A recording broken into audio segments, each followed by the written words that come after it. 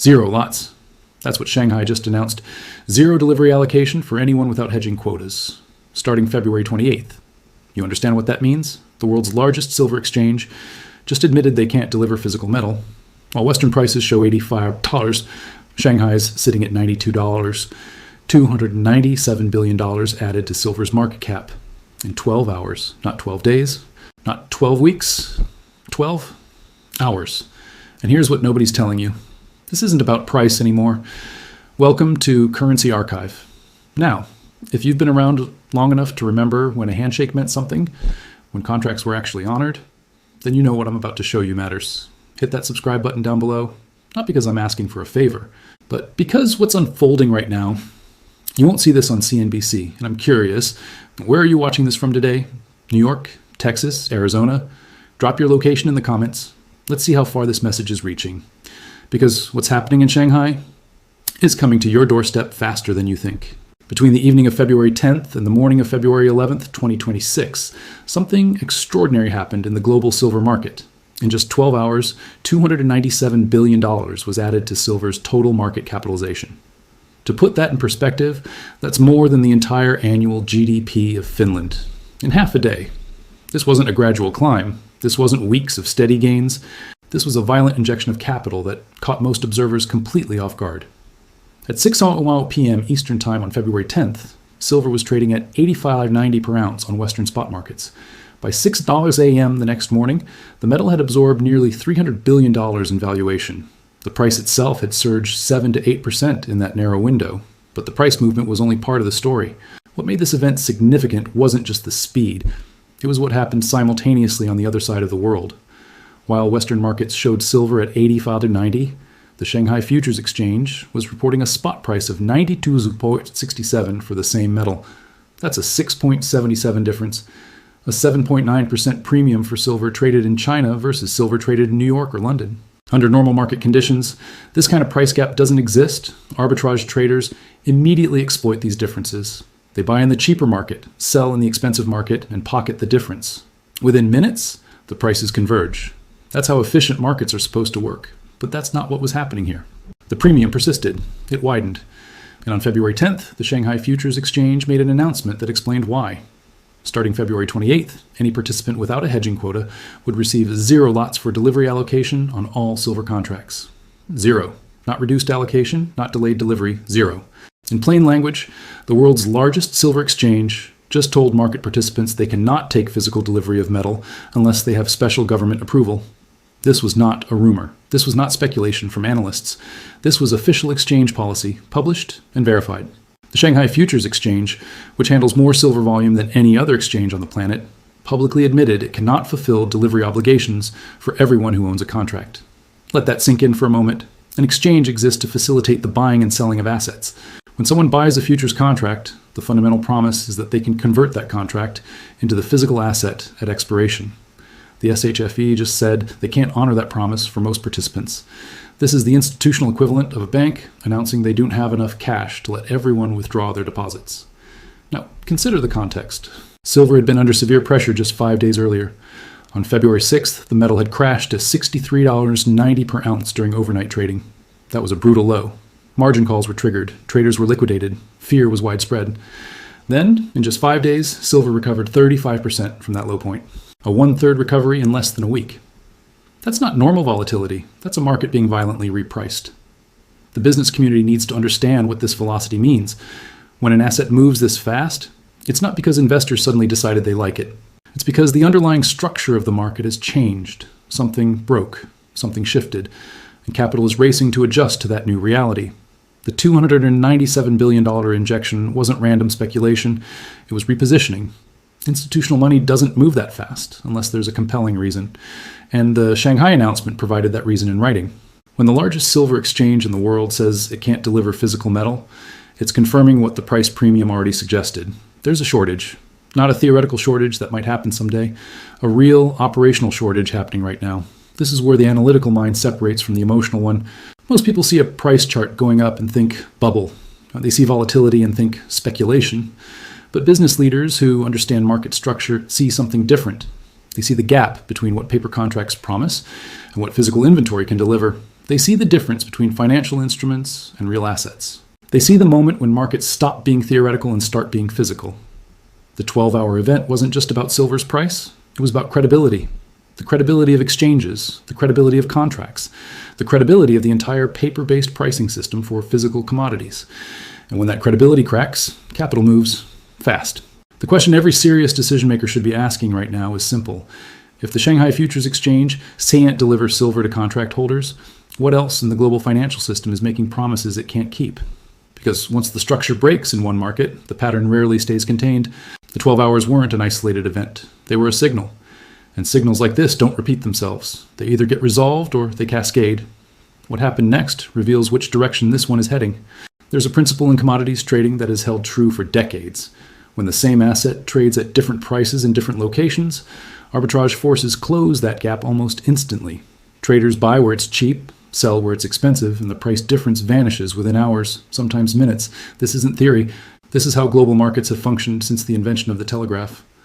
But something fundamentally different is happening in silver right now. The gap isn't closing, it's widening. And the reason why reveals a crack in the foundation of modern commodity pricing that most business leaders haven't recognized yet. On February 11th, 2026, physical silver in Shanghai was trading at a persistent premium over Western paper silver. Not a small premium, not a brief premium, a structural premium that defied every mechanism designed to eliminate it. The question isn't why there's a price difference. The question is why that difference isn't being arbitraged away. The answer is simple, and it's disturbing. You can't arbitrage what you can't deliver. Here's what the data actually shows. COMEX, the dominant Western silver exchange, has two categories of inventory. There's eligible inventory, which is silver stored in COMEX-approved warehouses that could potentially be delivered against contracts. Then there's registered inventory, which is silver actually available for immediate delivery. Since December 2025, registered COMEX silver inventory has been declining at an accelerating rate. In early December, registered stocks stood at approximately 58 million ounces. By early February, that number had dropped below 42 million ounces. That's a 27% decline in just 2 months. But the real issue isn't the decline itself. It's what that decline represents relative to open interest. Open interest is the total number of active futures contracts that haven't been settled. Each contract represents 5,000 ounces of silver. As of February 10th, COMEX open interest for near-term contracts was sitting at levels that would require roughly 380 million ounces if even a modest percentage of contract holders demanded physical delivery. The registered inventory couldn't cover 12% of that demand. Now, under normal conditions, this isn't a problem. Most futures contracts never go to delivery. Traders roll their positions forward, settle in cash, or close out before expiration. The system works because everyone understands it's primarily a paper market for price discovery, not physical settlement. But what happens when that understanding changes? What happens when contract holders start demanding the physical metal instead of accepting cash settlement? That's exactly what the Shanghai announcement revealed. The demand for physical delivery has exceeded the system's capacity to provide it. And when exchanges can't deliver, they change the rules. The SHFE didn't say there was no silver in China. They said there wasn't enough silver available for everyone who owns a contract to take delivery. So they implemented quotas. Only approved hedgers, primarily industrial users, and government-sanctioned entities get allocation priority. Everyone else gets 0 lots, 0 delivery. Your contract still exists on paper. But the metal backing it, that's reserved for someone else. This is where most analysts miss the deeper implication. They focus on the exchange policy as a local Chinese issue. They treat it as regulatory overreach or government control of markets. But that analysis misses the forest for the trees.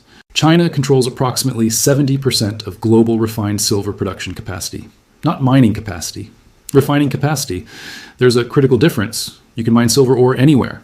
But turning that ore into deliverable, 900 or 999 fine silver bars requires specialized refining infrastructure. And most of that infrastructure is concentrated in China. When Chinese refineries slow output, or when Chinese authorities restrict exports of refined silver, the global supply chain doesn't just tighten, it fractures. And that's exactly what happened in late 2025. Chinese export restrictions on refined silver weren't announced with fanfare. They were implemented quietly through administrative measures. Refineries received guidance on prioritizing domestic industrial demand. Export permits became harder to obtain. Approval timelines stretched from days to weeks. The Western financial media barely covered it, but the physical silver market felt it immediately. By January 2026, premiums for physical silver bars in Europe and North America had jumped to $4, $6 over spot. Delivery delays stretched to 6 to 8 weeks for volume orders. Dealers reported allocation limits from suppliers. These weren't temporary disruptions. These were structural supply constraints showing up in real-time market conditions. Meanwhile, industrial demand wasn't declining. Solar panel manufacturers need silver for photovoltaic cells. Electronics producers need it for conductors. Defense contractors need it for specialized applications. That demand doesn't stop because supply is tight. It intensifies the competition for available inventory. And here's the part that connects directly to business decision-making. When industrial users get worried about supply availability, they start accumulating strategic reserves. They buy ahead of need. They lock in supply contracts. They stop thinking about price optimization and start thinking about operational continuity.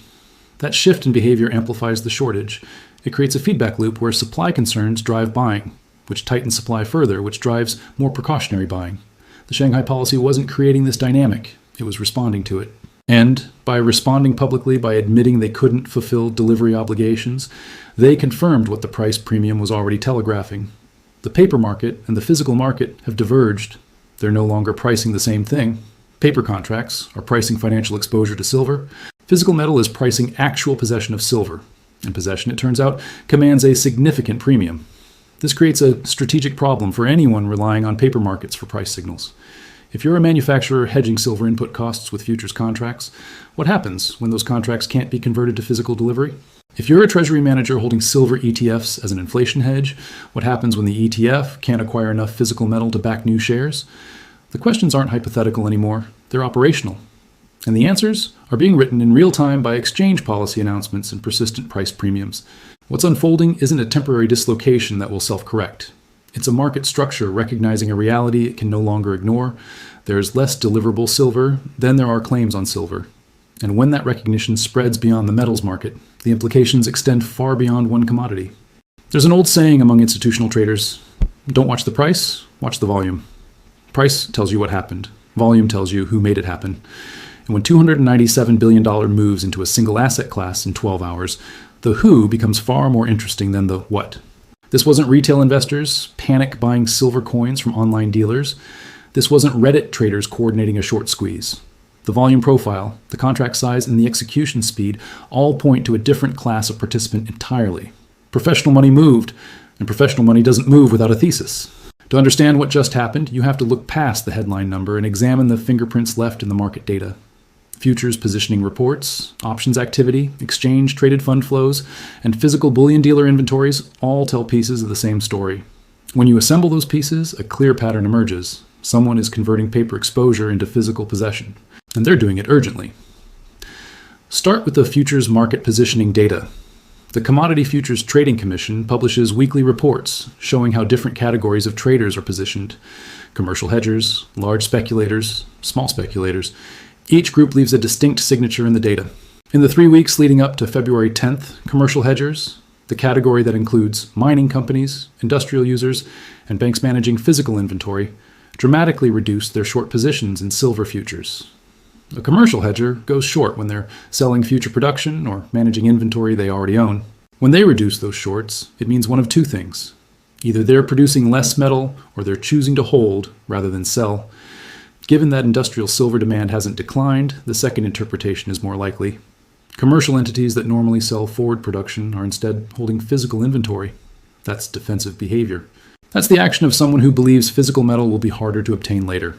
At the same time, large speculators, the category dominated by hedge funds and commodity trading advisors, increased their long positions to levels not seen since 2021. But here's the detail that matters. They didn't just buy futures. They bought futures and simultaneously purchased out-of-the-money call options at strike prices 30 to 40% above current market levels. That's not a bet on modest appreciation. That's a bet on violent upside movement, the kind of movement that happens when market structure breaks. Options pricing reveals expected volatility. When implied volatility spikes, it means market makers are charging higher premiums because they expect larger price swings. In the week before the 12-hour event, implied volatility on silver options jumped to levels typically associated with major geopolitical crises or financial system stress events. Someone was paying significant premiums to protect against or profit from extreme price movement, and they were doing it before the Shanghai announcement became public. That's called informed positioning. That's what happens when institutional players have access to information flows that retail participants don't see until it is already priced in. Now, examine the exchange-traded fund flows. Silver ETFs like SLV, PSLV, and others are supposed to hold physical metal to back their shares. When investors buy ETF shares, the fund is supposed to purchase physical silver to maintain the backing ratio. When investors sell, the fund is supposed to sell physical silver, but in January 2026, something unusual happened. ETF share creation, the process of issuing new shares, slowed dramatically even as silver prices were rising. Authorized participants, the institutional players who create and redeem ETF shares, were having difficulty sourcing physical metal to back new issuance. Several funds published notices about delivery delays. PSLV, which prides itself on full physical backing, suspended share creations for a brief period in mid-January, citing sourcing constraints. That's institutional language for we can't get enough metal. When ETFs can't expand supply to meet demand, it creates a premium. PSLV shares traded at a 4 to 6% premium to net asset value for weeks. That premium is investors paying extra for shares because they can't easily buy the physical metal themselves. That's the paper-physical divergence showing up in investment vehicles, not just spot markets. But the most revealing data comes from the physical bullion dealer network. These are the wholesalers and refineries that supply retail dealers, jewelry manufacturers, and small industrial users. Their inventory levels and delivery timelines are a real-time snapshot of physical market conditions. By late January, multiple major dealers were reporting 6 to 8-week delivery delays on standard products like 1,000-ounce bars and American Silver Eagles. Premiums over spot had expanded to $5 to $7 per ounce for volume orders. Some products were listed as unavailable or allocation only. One major European refinery informed customers that new orders placed in February wouldn't be fulfilled until April. That's a 2-month backlog for a product that historically shipped within days. These constraints weren't caused by fabrication capacity limits. Refineries can produce bars. The constraint was feedstock. The raw refined silver needed to fabricate finished products was becoming difficult to source at prices that made economic sense. And here's where the capital flow analysis becomes strategic. When physical delivery timelines extend to months, and when premiums over paper prices reach 7 to 10%, it signals that paper markets have lost pricing authority. The real price of silver isn't what COMEX futures say it is. The real price is what you have to pay to take possession of actual metal with reasonable delivery certainty. And that price is significantly higher than the headline numbers most business managers are watching. This creates an informational advantage for anyone who recognizes it early. If your competitor is hedging silver input costs based on COMEX futures prices, but physical delivery requires paying the premium, they've miscalculated their cost structure. If your treasury strategy assumes silver ETF exposure equals physical metal ownership, you've miscalculated your risk position. The $297 billion that moved in 12 hours wasn't chasing price momentum. It was repositioning based on a recognition that the structure had changed. Some participants recognized that physical silver was being repriced relative to paper claims. They moved capital ahead of broader market recognition. And the evidence suggests they were right. What started as a pricing anomaly in Shanghai has revealed itself as a global structural issue. The gap between paper promises and physical delivery capability isn't closing, it's expanding. And every time an exchange implements delivery restrictions, every time an ETF suspends share creation, every time dealer premiums widen, the market is sending the same message. There are more claims on silver than there is silver available to claim. The institutional players who moved first understood this. They converted paper exposure to physical possession while it was still possible. They paid premiums while premiums were still manageable. They secured supply while supply was still available. The question for business decision makers is simple. Are you watching the price or are you watching the volume? Because the volume is telling a very different story than the price. And the money that knows something has already moved. This isn't about silver. That's the first thing business leaders need to understand. The 12-hour event, the Shanghai delivery restrictions, the persistent East-West premium, the $297 billion capital injection, none of this is really about a metal used in solar panels and jewelry. It's about what happens when the gap between financial claims and physical reality becomes too large to ignore.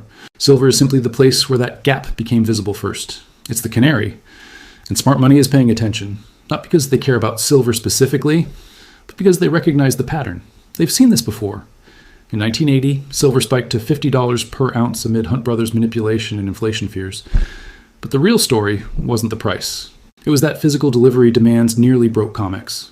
The exchange changed margin requirements mid-trade and altered contract terms to prevent a default cascade. The system survived, but it revealed fragility in commodity settlement infrastructure. In 2008, during the financial crisis, gold and silver experienced violent dislocations. Premiums for physical metals spiked while paper prices collapsed. Dealers couldn't source inventory. Refineries were backlogged for months. The divergence lasted until the crisis subsided. But for a brief window, paper and physical markets operated in completely different realities. In 2011, silver hit $49 before crashing 30% in days. Margin requirements were raised 5 times in 2 weeks. Leveraged positions were liquidated. But underneath the price volatility, physical demand remained strong. The paper market and physical market were pricing different things. The pattern repeats because the structure hasn't changed. Futures exchanges allow leverage. They allow more contracts to exist than physical inventory available for delivery. This works perfectly well until it doesn't. And when it doesn't, the people holding paper contracts discover that paper and metal are not the same thing. What's happening now in 2026 has the signature of those previous dislocations, but with one critical difference. The supply side constraints are more severe. In 1980, 2008, and 2011, the issue was primarily demand-driven. When fear subsided, supply chains normalized, premiums compressed, the system reset. But this time, the constraint isn't just demand panic, it's structural supply limitation combined with geopolitical control of refining capacity. China's dominance of silver refining isn't temporary. It's infrastructure that took decades to build and can't be replicated quickly. When Chinese authorities implement export restrictions, Western markets can't simply source from alternative suppliers. There are no alternative suppliers at scale. This creates a strategic vulnerability that extends beyond silver. Any commodity with concentrated refining or processing capacity faces the same risk. Rare earth elements, lithium, cobalt, graphite. The pattern is identical. China controls key stages of the supply chain, and that control translates into pricing power and allocation authority. For business leaders, this creates a decision framework that goes beyond traditional hedging strategies. The question isn't whether to have commodity exposure. The question is whether financial exposure provides the protection you think it does. If you're a manufacturer relying on futures contracts to hedge input costs, what happens when those contracts can't be converted to physical delivery? You're still exposed. Your hedge failed at the exact moment you needed it most. If you're a treasury manager holding precious metals ETFs as portfolio diversification, what happens when those ETFs can't acquire physical metal to back new shares? Your liquidity assumptions were wrong. Your exit strategy doesn't work under stress. If you're a CFO managing working capital and assuming commodity prices will remain stable because futures markets show contained volatility, what happens when physical markets decouple from paper markets? Your cost projections are based on prices that don't reflect actual acquisition costs. These aren't theoretical scenarios. They're happening right now in silver. And silver isn't unique. It's just early. The strategic implication is uncomfortable but clear. Financial instruments are claims on assets. They are not the assets themselves. And when stress enters the system, that distinction becomes expensive. So what does prudent capital allocation look like in this environment? First, recognize that diversification based purely on financial instruments may not provide the protection traditional models assume. If everything you own is a claim on something else, you don't own anything. You own promises, and promises perform differently under stress than physical assets. Second, understand that liquidity and accessibility are not the same thing. A liquid financial instrument that you can sell instantly is worthless if you can't convert it to the underlying asset you actually need. Speed of transaction doesn't equal security of outcome. Third, accept that carrying costs and storage costs for physical assets may be worth paying. The business community has been conditioned to view physical inventory as inefficient, just-in-time supply chains. Minimal working capital tied up in commodities, financial hedges instead of physical reserves. That optimization works beautifully in stable systems. It fails catastrophically when supply chains fracture or when financial settlement mechanisms break down. The companies that maintained strategic reserves, that held physical inventory despite the carrying costs, that prioritized supply security over cost optimization. Those are the companies that maintained operations when others faced shortages. Fourth, recognize timing. The 12-hour event happened because institutional capital recognized the structure had changed and moved before broader market participants understood what was happening. By the time the pattern becomes obvious to everyone, the repositioning opportunity has closed. Right now, in February 2026, most business decision makers are still watching headline silver prices and assuming the market is functioning normally. They see volatility and think speculation. They see premiums and think temporary dislocation. But the players who moved $297 billion in 12 hours aren't speculating. They're positioning. They see the gap between claims and reality, and they're choosing reality. The window for making similar decisions hasn't closed yet, but it's narrowing. When Shanghai implements zero-lot delivery allocations on February 28th, that's not the end of the story. That's confirmation that the story is further along than most people realized. Other exchanges will face similar pressures. Other commodities will show similar patterns. Other markets will experience the same paper-physical divergence. The only question is timing. For serious business leaders, the lesson isn't buy silver. The lesson is understand what silver is revealing about system fragility. It's revealing that exchanges can change settlement terms when stressed. It's revealing that concentrated supply chains create strategic vulnerabilities. It's revealing that paper claims and physical assets are not equivalent. It's revealing that price discovery in futures markets may not reflect actual transaction costs in physical markets. These revelations have implications far beyond precious metals. They apply to energy markets, agricultural commodities, industrial metals, and any asset where financial claims exceed physical availability. The executives who recognize this pattern early, who adjust capital allocation before the pattern becomes consensus, who prioritize strategic positioning over short-term cost optimization, those are the decision makers who will navigate the next phase successfully. The ones who wait for certainty, who demand more proof before acting, who optimize for today's conditions instead of tomorrow's reality, those are the ones who will be forced to accept whatever terms are available when recognition becomes universal. The 12 hours weren't a warning. They were confirmation. The structure has changed. The question is whether you're positioned for the structure that exists or the structure you wish existed. Because markets don't care what you wish. They care what's real. And what's real right now is that there's less deliverable silver than there are claims on silver. What's real is that exchanges are implementing allocation restrictions. What's real is that physical premiums are persisting despite every mechanism designed to eliminate them. What's real is that the system is showing cracks. And when systems crack, the cost of being unprepared isn't measured in percentage points. It's measured in operational continuity, strategic flexibility, and competitive survival. Silver just told you where the crack is forming. The question is what you do with that information.